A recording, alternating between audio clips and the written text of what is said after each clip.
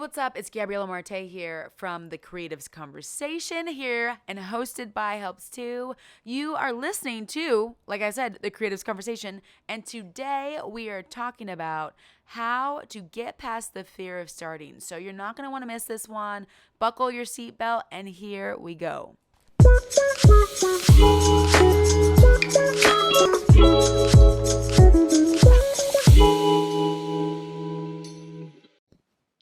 Before we get started, if you're new here and you're watching on YouTube, please hit that subscribe and make sure you leave a comment and then send this to somebody that you love, because today we're jumping in.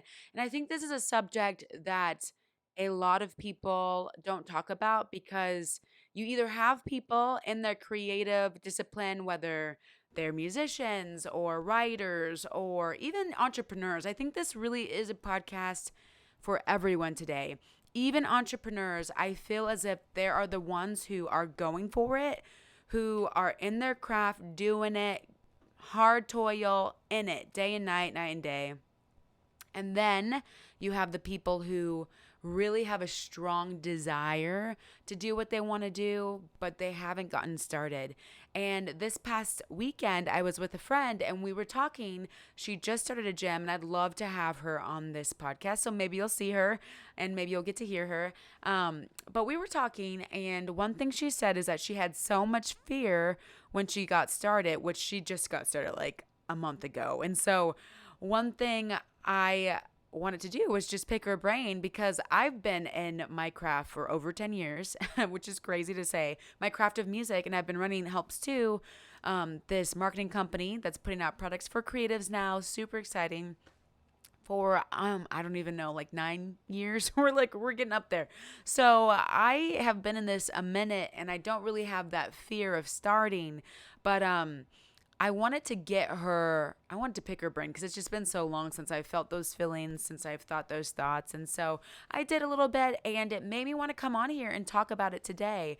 And so I have my notes right here, and I just want to first start off by saying, I think a lot of people don't even know what the fear of failure is, because they don't acknowledge it. A lot of people will make excuses for them not starting, and this fear that they have, by simply like finding other things to say that they're doing, or to say they're distracted by. And so I was just thinking, what does the fear of getting started, which I think honestly can also be called the fear of failure, because I think a lot of people don't get started because they're scared of failing, or not measuring up to an idea, or not being as cool as others, and all of these different fears, really. But the fear of getting started, first of all, let's just talk about what does it look like.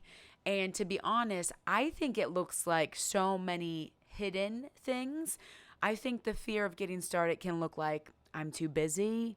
The fear of getting started can look like, it's not really that important right now, or not that important, period. The fear of getting started can look like just not talking about it, and you going to work every day and pretending like there's no dream inside of your heart, or no goal that you'd like to achieve. And so I was talking with my friend who just got started with her gym, and she gave me some things that she had to do, because I asked her, I said, what did you have to do to get to where you are now, which is your gym is up, the weights, the tools that you use to do it, they are bought. They're in your garage, but they're in something, you know what I mean? You have them. You're getting started. You have clientele. What did it take? So I want to talk about that today, right now, because I think there's so many of you out there, and I can relate to, and I'm going to tell you a story, but there's so many of us who deal with this all the time. I might not deal with it in my musical creative craft or in marketing, but one place I did deal with this was most recently I did a triathlon. Crazy. We just have to pause and just, first of all, for me, I have always been athletic, but I have never really competed in swimming. So this was a whole brand new life adjustment thing that I was going for. And to be honest, I had this moment, I'll never forget it, where I let the fear of getting started and like really jumping into this sport, this triathlon, which is, if you're unfamiliar, you swim in the race. You start the race with swimming, and then you usually go to the biking, and then you run. And so for this triathlon, for me, it was a sprint triathlon, and it was a big deal because I was out of shape, post pandemic kind of things. And now we're back in a pandemic, so it never really ended. But, it had been a year since the whole pandemic started, and I was really out of shape. And so I felt like I was starting from ground zero. If you know any athletes or you're an athlete yourself, especially with running, if you take 2 weeks off, you kind of feel like you're starting from ground zero when you jump back in. It just feels so hard. And so imagine, right? I've taken a year off because I just couldn't go to the gym. I couldn't do things that I'm used to doing. And where I'm at right now in Kansas City, it gets really cold in the winter. So I was definitely not going to be running outside. You would not catch a girl outside running. So I was just like, okay, we're going to do some in-house workouts. But it was definitely not what I was doing before everything started and everything shut down. So when I decided to do this triathlon, which was just recent, actually, it was this August of 2021. So if you're watching this 2 years from now, you're listening to this 2 years from now, I'm so glad that you're listening to this old podcast or video. But if you're in it right now and it's still 2021, you understand how recent that was. And so I gave myself, which was a little crazy, 6 weeks to go ahead and get started in this. And this moment that I had where I knew I had fear, it was major. I called my friend who I was doing it with, and I said, I don't think I can do this. And she was like, well, Gabby, like, what's going on? Like, let's go through your mind, your thoughts. Let's like kind of like weed our way through these things and decipher what's up with you. And I said, if I don't know how deep this lake is, because the swimming portion, I've never swam in open water long distance. I've swam in open water and I've swam long distances, but never like one and the same. I've swam long distances in the pool, or I've swam in open water near the shore. You know what I mean? And so I was like, I got to swim 500 meters in this open water. And that's a long swim for me. For the next person, it might not be that long. But if you have ever swam in an Olympic pool, 500 meters is most typically 5 laps. And a lap is one way there and one way back. And if you've ever swam in a normal pool, that's usually 10 laps, one way there, one way back. And that's about 25 meter.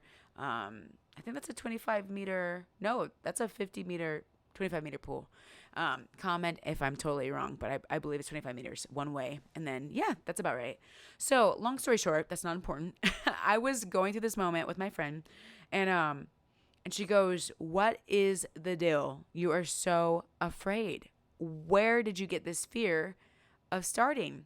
And I had to really back up and say, like, have this self-talk come to Jesus moment where I was like, Gabby, what is it that you are afraid of in all of this? And I think I was authentically afraid of drowning because I have like almost drowned when I was a tiny, tiny tot, like 5 years old. And I had this just major fear of that. I'm like, if I cannot touch the bottom, what if I get tired? Who am I gonna, who's gonna help me? What can I lean on? I really wanted to know that I could reach out and just hold on to something, take a break, and then move on. And my friend was like, they have people that sit on kayaks and they are there to help you. So if you get tired, you can go hold on to their kayak. And at first I was like, yeah, okay, whatever. Like that just wasn't enough for me. And so the first thing I did was I knew if I was going to really start being a triathlete and jump into this triathlon, I knew I had to drive my fear to the end of its road. And what I mean by that is whenever I have a fear, I look it in the face and I say, okay, this is really what I'm scared of. I can make all the excuses in the world, but it really is this right here. And so once I realized what I was scared of, okay, I'm scared of open water, getting tired and not being able to go anywhere or hold on to anything and drowning. I'm really scared of this. And so everything else was not scared of the biking, was not scared of the running, bring it on, whatever. But I was really scared of this. And so I drove my fear to the end of its road. I walked it down its road by saying, okay, so if I do get tired in this water, what happens? Well, I'm not going to drown because there's going to be lifeguards all around me and they won't let that happen. So, okay. So what happens if that actually happens? Okay, I'll hold on to the lifeguard's kayak. And then I guess if I get tired, I can do that. And then I guess after that, I would keep going, right? And I guess I could, if I get tired again, hold on to someone else's kayak and then just kind of make my way through the race. And so eventually I went out I drove my fear to its end by thinking through that. I looked at the lake and I said, okay, this is where it's going to be. I pictured myself doing it. And then I made the decision just to jump in. I was still scared, but like at least I really had thought through it. I just didn't stop at the, well, what if I drown and then never think through it? Like I thought through it, took myself to the end of that fear. And I said, well, that the worst thing, the worst scenario that happens is I get tired and I hold on to a kayak, or like a lifeguard has to dive in after me. But the reality is that that probably won't happen. And secondarily, like no one's going to drown out in this triathlon. They had the whole like water police out there. Like they're not going to let you drown out there, promise. And so I drove my fear to its end. And then I was like, let's just do it. Let's just sign up for it and not think about it. Because the more I think about it, the more I'm going to psych myself out. And you have to know yourself and that, like, what are you doing to psych yourself out from pursuing your dream? And so that was basically it. That translates to business too. That translates to creativity. I remember I've been in seasons just as a business owner, especially here at Helps too, in seasons where I'm like, I don't know if I want to do that. And I would just make excuses because I was really scared of certain things. And, you know, to be honest, I just really had to snap out of it. But today, I want to really take us through processes and give you and myself, because I need to come back to this, honestly. I come back to my own podcast, y'all. It's kind of crazy, but sometimes I'm like, I need to come back to my own podcast, re-listen to what I told everybody else, because this applies to me too. So I'm preaching to the choir, to all of us today. But I want to give us some things, and I believe, let me see, I have 4 points about how you can get past the fear of starting today, and I want to go through them. So let's jump right on in. If you are watching this on YouTube, make sure you leave a comment below. Let me know what your fear is right now, and then we're going to jump in with some things about how we can get past them. So, number 1, like I told you about me driving my fear to the end of its path, I want you, no matter what your fear is, and it could be a personal fear, but you know, most of the time we're talking about creativity on this podcast, The Creatives Conversation, where creatives talk about creativity and they help other creatives out. I want you to drive your fear to the end of its road. And I want you to say, what happens? Let's really think about what happens if my fear comes true. My friend who started her gym, I think her fear was that it wouldn't work out. Like she would buy everything and nobody would want to come. And so to be honest, her husband was like, yo, your fear that you have, like we're already there. Like we bought this stuff and you have a few clients. If it doesn't work out and you never like succeed according to what you think success is, which pause, a lot of us don't even know what success is in a metric form in our minds. Like we just see somebody else being successful and we say, I want to be successful too, but we never actually tell ourselves, what is success? Is success $100,000 a year? Is success, 10 clients for you? What is success for you? Getting on the radio? Is success putting out that course that you want to put out? You need to define that before you can ever tell yourself that you're a failure. So her fear scenario had already been accomplished. She bought all this stuff and nothing was happening. So he's like, her husband was like, we've already hit that. So it's up from here. Listen, we've hit the worst fear. It's only up from here, which is actually kind of exciting. Actually driving your fear to its end and saying, what am I truly afraid of? And what would happen if this actually happened? And I remember one time I was touring musically and I was like, man, I have this fear that like I'm going to go broke, because touring musically is not easy when you're an independent artist. So you pay for everything. And I was just like, what if I get home and I've spent all my money? And then I was like, okay, let's ride this fear out. All right. So I might have to ask my mom for a hand me out, or I might have to go to the nearest food handout or food pantry to get food or whatever. Like, okay, if that happens, that happens. And it is what it is. You know what I mean? So once you go there though, you have this freedom to move on and like actually do what you want to do, what you're called to do, what the world needs you to do. So drive your fear to its end. All right, number 2 here. Get support from others. What I loved about my friend starting her gym is that she asked her husband for help. And I think in our society right now, it is so huge that we start asking each other for help again. I told someone the other day, I was carrying this keyboard out of a band practice, and somebody, the guitarist goes, "Hey, do you want me to carry that for you?" And I said, "Yeah, actually, I do." And everyone started laughing around me because I was so just like simple with my yes, like so quick to say yes. And I'm so quick to say yes because for so long, I said no to so many people who were trying to help me because I wanted to prove myself as strong. And not just prove myself, I think really deep down inside, I come from a culture, like my family is very much a family that's like, we work hard and we do it on our own and we don't ask for help. And I think, honestly, if you're living in America and a lot of first world countries, that is a mentality where we feel, no one's ever really said it, but we feel like we got to do it all on our own. We can't ask for help. We can't ask for direction.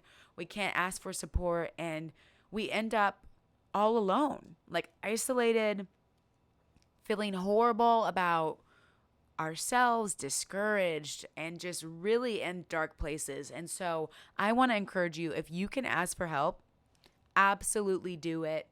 Reach out to someone. That could be your best friend, another creative in the field, and help looks so different for each of us, right? Like one person help is going to be you picking the brain of someone else who does what you do or want to do. For the next person, it's going to be like, I need you to come on set with me and hold my camera, or like, can we do a trade? I think asking for help doesn't have to be, oh, I'm so sad and pitiful.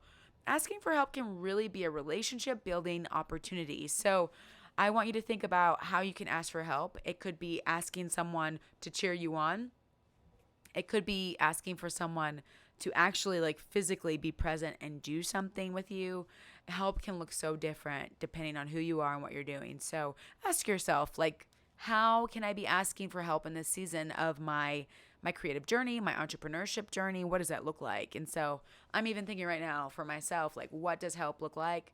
And to be honest, I think help looks like for me, with helps too, and my own music, truly delegating to people who can do things way faster than me, way quicker than me, better than me. Really just giving things up and knowing that you don't have to do it all on your own to see your dream come true. And to be honest, I'm done with that mentality of being the Lone Ranger that makes it to the top of the mountaintop. I want to be surrounded by people who are of good character, who are fun to be with, who are understanding of what I do and are probably doing it themselves at the top of the mountaintop. I don't want to be alone there. So make sure that you're not alone either, and that you actually get the help you need to get further with what you want to do. And then number 3, get around other people. And this is kind of similar to number 2, but a little bit different. Get around other people who are doing what you do. I remember as a musician, when I got around other people who actually knew music well, who actually made their own music, who were designing their merchandise, who were booking their own tours, doing it from A to Z, I grew and went for it tremendously more than I could alone. And I was so pleasantly surprised at, first of all, how I grew in my craft.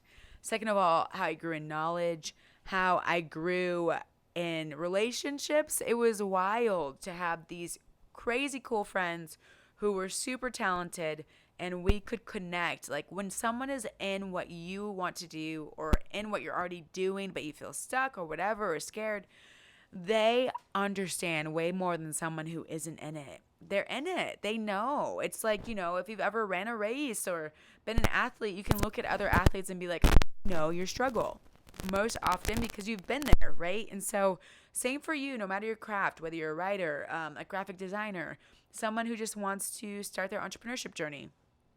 Same for you. Get around someone who can truly say, I'm there or I've been there. And I think the way to do that, if you have no clue where to start, there are conferences. You can Google conferences of your craft. Let's see, what else is there? There's social media. You can reach out to people who are doing it on social media. Actually, people really respond. And it's incredible. I've made some incredible friends on Instagram, on YouTube, and Facebook. Like, it's so crazy. Like, people who call me on the phone and we chop it up about what we're doing in our crafts. It's wild. So make sure you get around people who are doing what you do. It makes such a difference and helps you to get out of your fear. And sometimes, most often, you've had the same fears as them. So they can really tell you exactly how they got out of that fear and kind of like direct you. So, perfect tool to use when you feel stuck or scared.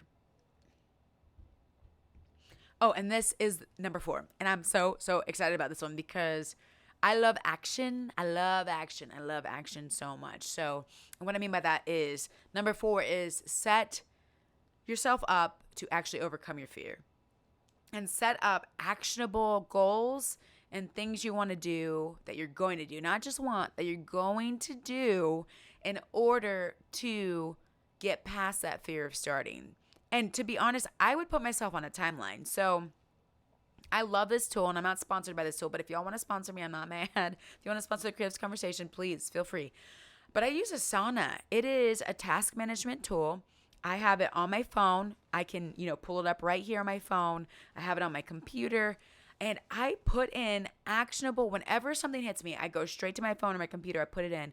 I put a due date with the task or the idea that I want to accomplish. And some ideas that you want to accomplish are way bigger than just like, I'm just going to do it. Like it takes multiple steps, you know what I mean? And so like building an album or making an album, it takes steps. Like you need an album cover, you got to record the songs, you got to put things out, you got to make sure you do the promotion and, do this, collab with, all these different people. And so that's like a 12 actionable steps right there, at least, right? To make an album. So I would put make an album in there, and then I would put my first step. Step 1, let's write these songs. I'm going to write one song this week, and then another song the next week, and then another song the next week. Do that, and then tell someone about it. Let someone say, hey, where are those songs that you've been writing? You know what I mean? Don't just say you're going to do it and then, put it on the back shelf. Like, give yourself a date. I'm going to do this. It's going to happen September 28th, and I'm going to get it done by then, and then we're going to go do another step and move forward. And you will look back and be so incredibly amazed at what you've been doing, what it all looks like, what you've accomplished, and that fear will eventually just dissipate, and you will be so astonished at how far you've come. And so, actionable, practical steps. Now, I want you to get in touch with us and leave a comment. Email us. You can email me at hello@helps2.com, all of us. I want you to tell us 3 practical, actionable steps. If you're dealing with the fear of starting, I want you to email us or leave a comment on this video. If you're listening on the podcast, we love you, by the way. We know a lot of you are in France and different countries. Go ahead, email us if you're on the podcast listening. Put a note if you're driving, you know what I mean, that you're going to do it, or just like remember it. And if you're on YouTube, leave a comment. But tell us here at the Creatives Conversation what are 3 actionable, practical things you're going to do with the dates that go with them as to when you're going to get them done to get past the fear of starting. And I just want to say, if you have the fear of starting, that's probably what you should be doing. I know anytime I ever did anything that was great and what I was called to do, I was always a little scared. And so I would approach things with like this fear, this almost like a reverence of like, I cannot do this alone. And I would lean on God to get through them. But I just want to bless you in the sense of, if you're thinking about something and it scares you a little bit, good. Because that means that when you actually do it, you will be fully alive, and it will really, really move your heart. And I think that's incredible. That's all you can do, is come fully alive like the Creator has made you to be, and let your heart be moved by what you're doing. And that's the kind of world we need to live in, is the kind of world where people say, oh, I'm a little scared to do this, but I do it anyways, and I'm fully alive because I've done it. It reminds me of like riding a roller coaster, When you first start riding roller coasters, they look really scary. Well, to most of us, especially me. And once you get on it and you get past that fear of getting on it, getting started, and you get on it and you're riding this roller coaster, you're incredibly surprised at how much you feel alive and like you can touch the moon and the stars afterwards, So get started today and leave your 3 actionable items in the comments below if you're on YouTube, and email us at hello@helps2.com if you're listening on the podcast. And you guys, that's it for today. I cannot wait for you to see what's coming next. We have a lot of great podcasts, and Amber's coming back on. We have guests. We have entrepreneurs who just got started, some from Kansas City, some tuning in remote. And this has been such a blast. So, my name is Gabby, and you're watching the Creatives Conversation. Until next time, I'll see you later. Bye.